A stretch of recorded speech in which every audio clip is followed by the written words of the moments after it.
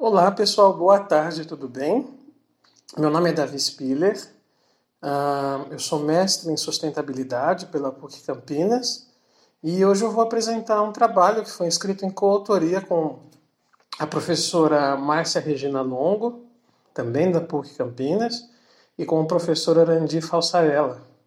E o tópico do nosso trabalho é sobre a Bacia do Ribeirão das Pedras, o Plano Diretor de 2018 de Campinas e a ameaça de superexpansão do bairro Barão Geraldo. Né? E a gente parte de algumas premissas básicas para que a gente consiga fazer o início dessa nossa discussão. Né? A primeira coisa que a gente tem que ter em mente é acerca da configuração das cidades. Como as cidades se formam? Bom, as cidades se formam de maneira com que haja sempre conflitos, quer dizer, as taxas de urbanização brasileiras foram subindo ao longo das décadas, especialmente dos anos 50 para cá, e essa urbanização não foi algo uniforme.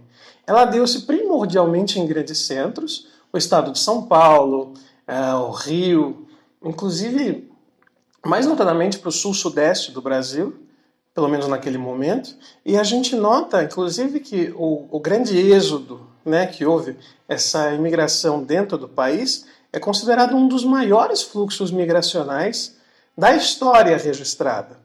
E não por menos, claro, considerando que cada cidade é única, cada realidade histórica é uma, a urbanização também não é uniforme. Ela acontece de maneiras diferentes, de maneiras distintas. Pessoas se aglomeram de maneiras distintas, em locais diferentes, e isso vai dando personalidade, representatividade àquele bairro. Por exemplo, na cidade de São Paulo, nós temos bairros que são colônias orientais, nós temos bairros que foram fundados por operários, como o Cambuci. Então, isso tudo vai gerando uma personalidade. E esse encontro de múltiplas personalidades, de múltiplas pessoas, uma questão de multifacetação da perspectiva da cidade, ela gera conflitos.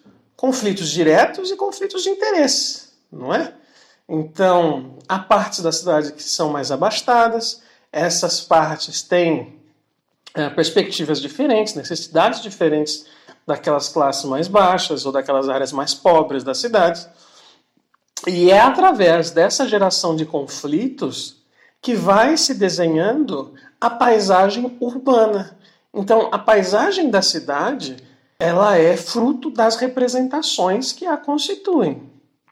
E isso infere, inclusive, na dimensão ambiental. Ainda falando de São Paulo, apenas para traçar por exemplo, São Paulo foi fundada entre rios. À medida que os rios, que a cidade foi se expandindo, que os interesses foram se fazendo, a perspectiva de paisagem urbana foi se remodelando para atender esses interesses. Não estou aqui fazendo um julgamento se eles são positivos à questão ambiental ou negativos, mas é um fato de que o ambiente se modela enquanto isso. E para tentar mediar esse conflito de classes, esses interesses, existe a figura do Estado. A figura do Estado enquanto balizador de interesses. E é tendo por base essa nossa premissa, esses nossos olhares de conflitos de interesses, de desenho ambiental, que esse projeto em específico, esse paper, propõe analisar uma das ferramentas do Estado, que é um plano diretor, o Plano Diretor de Campinas de 2018, analisando uma configuração urbanística ambiental que está presente nele e analisar essas modificações através da perspectiva de interesses, de impactos e interesses. O objeto que nós escolhemos para tomar por base isso é a conservação da bacia do Ribeirão das Pedras, que fica próximo do bairro Barão Geraldo, e que através do Plano Diretor de 2018 verá 200 quilômetros de área agrícola, de área rural, convertida em área urbana, analisando as perspectivas de interesse do porquê, a quem serve, o que está por trás dessa decisão. E esse projeto, ou esse paper, Ele é uma análise qualitativa exploratória, com pesquisa de campo, então eventualmente vocês vão ver aparecer algumas imagens aqui, e com uma análise documental da bacia do Ribeirão das Pedras, não é? E para a gente situar um pouco mais o debate do que a gente está vendo, como que a gente vê, sobre quais prismas, a primeira coisa que a gente vai abordar no nosso paper é a questão do planejamento urbano e a submissão do espaço urbano ao capital. E a gente vai pegar dois pensadores como referência. O primeiro é o Henri Lefebvre e o segundo é o David Harvey, esse ainda vivo, né? E o que eles dizem? Bom, o Lefebvre ele traz 3 pontos que agregam bastante para a nossa perspectiva de cidade. O primeiro dele é que o arranjo da cidade é algo que obedece a uma lógica de extração de mais valor. Ou seja, a cidade não é só uma cidade, um terreno não é só um terreno. O terreno serve, partindo de uma ótica de capital, para a extração do maior valor possível dele. Tá? De maneira que, como ela obedece uma lógica, existe uma questão de interesses por trás, as segregações, que são partes inerentes das cidades, também são eventos estratégicos, são eventos pensados. Eles não surgem por um acaso. Voltando à questão do mais valor do terreno, só para que a gente consiga situar um pouco o debate do que a gente está querendo dizer, basta lembrar que o déficit habitacional das cidades hoje é menor do que a quantidade de imóveis ociosos nas cidades. Então, se a gente pegasse todo mundo que não tem casa e colocasse nos apartamentos que estão vazios ou nas casas, ainda assim sobrariam imóveis, né? Então, basta a gente ver como o lugar também é usado como extração de valor. E o David Harvey, ele vai abordar diretamente essa questão das classes, né? A classe dominante com a classe dominada, e ele vai dizer o seguinte: as classes que não pertencem às dominantes, né, os grupos ricos, o que resta é a perda de significação e falta de sentido de pertencimento. Então as pessoas não vão se entender naquele local que elas estão, elas não vão se sentir pertencentes àquele solo que elas estão. E aí a gente volta para a perspectiva do Estado enquanto balizador. O Estado ele tem uma função importante, ainda que enviesada. Ele dispõe de mecanismos para que ele consiga atuar nessas formas de segregação, nessas formas de espoliação do solo e da terra, por assim dizer. Um dos principais temas que são referentes ao Estado, são competências do Estado, é justamente o planejamento urbano, é a ordenação do solo, é a construção de uma noção de cidade, de espaço, que ajude a mitigar esse tipo de disparidades, né? Cidades muito espraiadas, por exemplo, isso compete claramente uma ação do Estado em cima disso. Grandes núcleos, grandes polos dentro da cidade que acabam por fazer com que o restante da cidade seja algo periférico. Isso é uma ação do Estado tentar resolver essas disparidades. E um dos instrumentos que existe para auxiliar o poder executivo, ou o Estado, por assim dizer, enquanto isso, é o Estatuto das Cidades, que ele foi promulgado na Lei 1257 de 2001, e ele serve para várias outras coisas, mas dentre elas ele regulamenta os artigos 182 e 183 da Constituição Federal, que são justamente a questão da utilização de solo.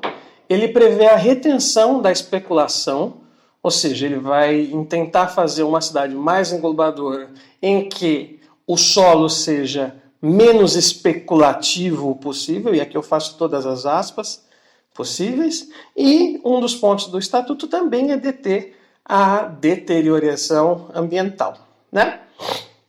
E dentro do Estatuto das Cidades existe a construção de um instrumento municipal que é chamado de plano diretor.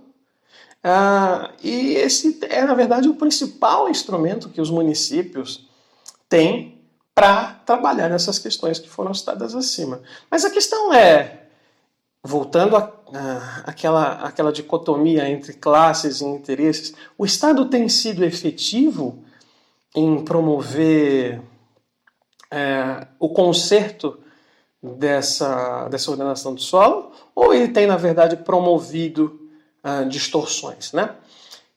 E agora, contextualizado o que a gente queria como base, vamos analisar diretamente o nosso objeto de estudo, o Plano Diretor de Campinas. Acredito que antes da gente entrar no mérito do conteúdo, convém fazer um cenário do como se deu esse plano diretor. Bom, o plano diretor de Campinas de 2018 era para estar vigente em 2018. Ele estava sendo discutido já desde 2015, com uma ampla participação popular, vários grupos se aglomerando, mas ele foi concluído com quase 2 anos de atraso, né? Já nas últimas vias de 2019. Ele foi promulgado na Lei 189 de 2018 e ele faz algumas disposições, que inclusive são os nossos objetos de estudo, que ao nosso ver são contraditórias e possuem um alto enviesamento de submissão a interesses de grupos privados.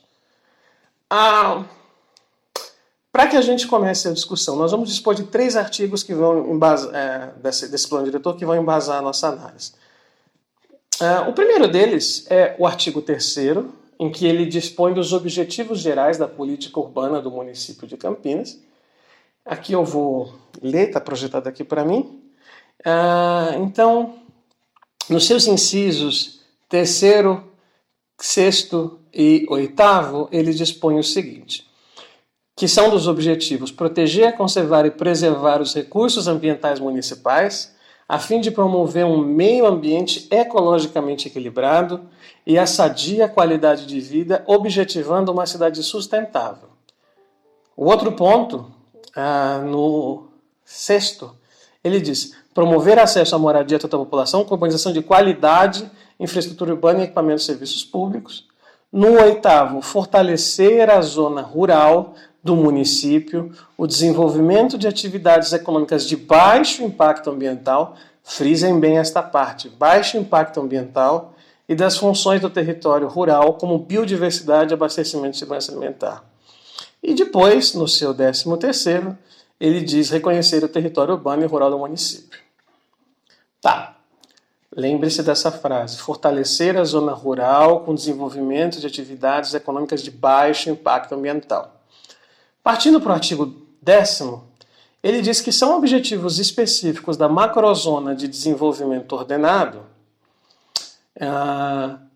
O segundo ponto diz preservar o meio ambiente sustentável com a diretriz e definição de instrumentos específicos para a proteção ambiental e do patrimônio histórico e cultural. Além de fomentar o desenvolvimento social e econômico, assegurando a preservação do meio ambiente, e identificar as áreas que deverão ser objeto de estudo para a regulação fundiária do interesse social. Foquem nesse ponto. Preservar o meio ambiente com a definição de instrumentos, garantir quais serão os objetos de regulação fundiária e fomentar o desenvolvimento social. E, por fim, no seu artigo 11, ele diz que são as diretrizes da macrozona de desenvolvimento ordenado a realização de estudos de viabilidade para a expansão urbana, com base no Estatuto da Cidade, controle e expansão da ocupação desordenada e previsão de zoneamento rural. Por que a gente está citando em 2 dos artigos a relevância da macrozona de desenvolvimento ordenado? Porque o que acontece? Vai aparecer um mapa aqui para vocês. O Ribeirão das Pedras ele está em uma macrozona de desenvolvimento ordenado. Está aparecendo aí para vocês a telinha com o recorte, onde a gente está dizendo. E qual que é o grande ponto que está acontecendo com relação ao Ribeirão das Pedras?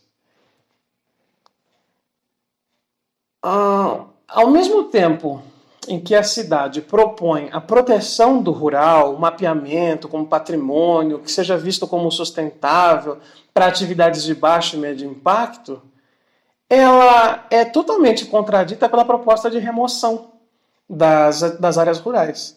E é exatamente isso o que nós vemos nessa área do Ribeirão das Pedras. Vai aparecer para vocês aqui as fotos.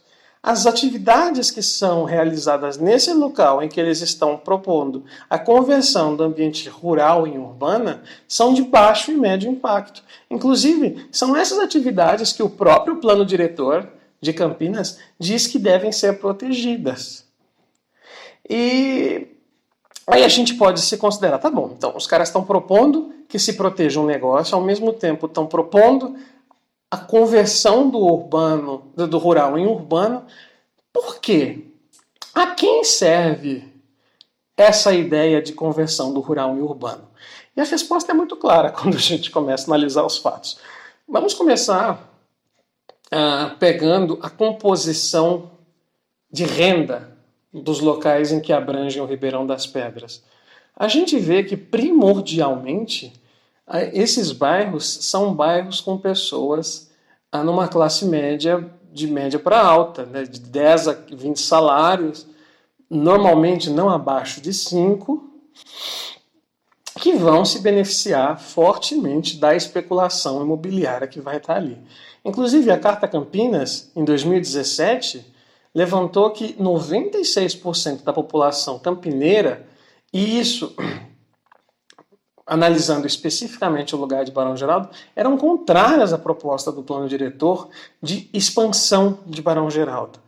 É uma área extremamente densa. E se a gente considerar que esses dados de renda são, na verdade, de 2010, do censo, e que de lá para cá o índice de Gini, que é o de concentração de renda, aumentou, então é provável que essas pessoas que já dispunham de boas condições naquela época, hoje dispõem de condições melhores. E é interessante ver, todas as garantias foram tomadas nesse caso. Em 2015 foi promulgada uma lei complementar, a número 134, em dezembro, quase na virada do ano, em que ficava autorizada a concessão e isenção total do Imposto Predial Urbano, ou seja, o IPTU, aos empreendimentos de parcelamento de solo urbano, por até 4 anos. Ou seja, havendo a construção de novos prédios, novas casas, obedecendo uma lógica de que se poderia especular, se especularia inclusive com a renúncia fiscal do Estado. Estado, digo, prefeitura. E os efeitos que essa expansão teria tanto ao Ribeirão das Pedras quanto ao local são terríveis, porque basta a gente considerar que, por exemplo, o Ribeirão das Pedras contém, ele contém 3 pequenos aquíferos. Um deles é um dos grandes afluentes do rio Anhumas, do Ribeirão Anhumas, que depois vai desaguar no Atibaia, que depois vai se tornar o rio Piracicaba. As áreas verdes que estão ali promovem, além de lazer à população, a proteção ambiental desses aquíferos. Então, destruir a área verde, destruir o aquífero tem um efeito em cascata gigantesco. Eu estou colocando aqui para vocês verem as áreas verdes da bacia do Ribeirão das Pedras. Ela passa basicamente ao lado dos grandes shoppings e a gente fica totalmente alheio, mas é uma área de extrema importância para a manutenção da cidade enquanto ecossistema.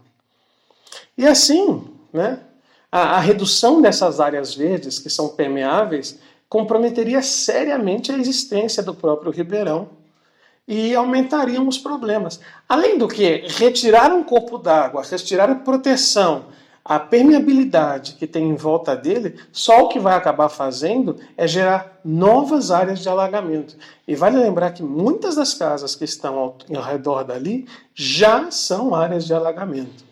Nós temos grandes cheias naqueles locais que são percalços de uma urbanização desorganizada. Um planejamento urbano que seria a competência do Estado, o Estado está ajudando a piorar. E a gente conclui com base nisso, com base no trabalho apresentado, que sim, a cidade é de fato feita através de conflitos e que muitas vezes o Estado, ao invés de auxiliar a mitigar esses problemas que já ocorrem normalmente, ele acaba sendo indutor, inclusive chancelando nos termos da lei. Obrigado.